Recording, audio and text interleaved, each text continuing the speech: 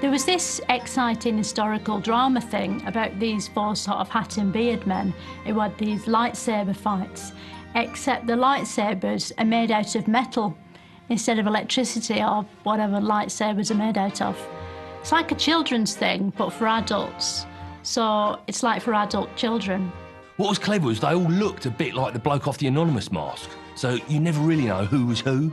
And to make it more difficult, they all had, like, code names. Like, they used names of Greek islands to protect their identity. So there was, like, Athos and Porthos and Aramis and, like, I don't know, Mowgli or something. They're all quite good looking. They're like men in a yoghurt advert. Like, if there was a woman in an office and her life's shit, but then it's a lunch break, so she opens a yoghurt and these sexy men appear and they're sort of exotic and her yoghurt's nice too, so she's happy. It's like that, but without the yoghurt.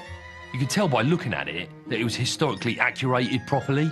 Like, it had people from paintings in it and rooms with, like, really complicated ceilings. And, like, they didn't have lifts. So when they wanted to leave a building, they had to jump out of a window.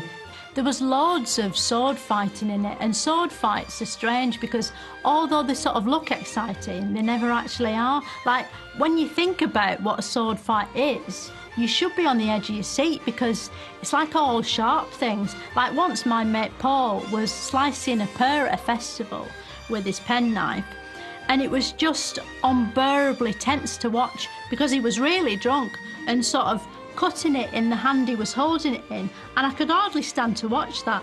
But with sword fights, even though swords are bigger than penknives and they really wave them around, it's like a dance routine or a sort of metal squabble. So there's never this sort of same sense of danger there was with Paul and the pear.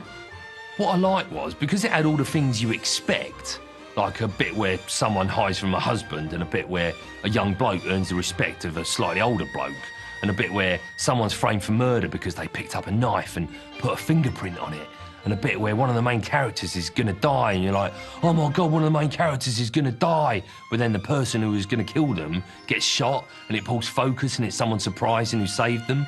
Because it had all that stuff, you already know, you didn't have to waste time working out what it was or what you thought about it, or like who these people were. You could just sort of look at it while your mind went into screensaver mode, and that proves it's good drama.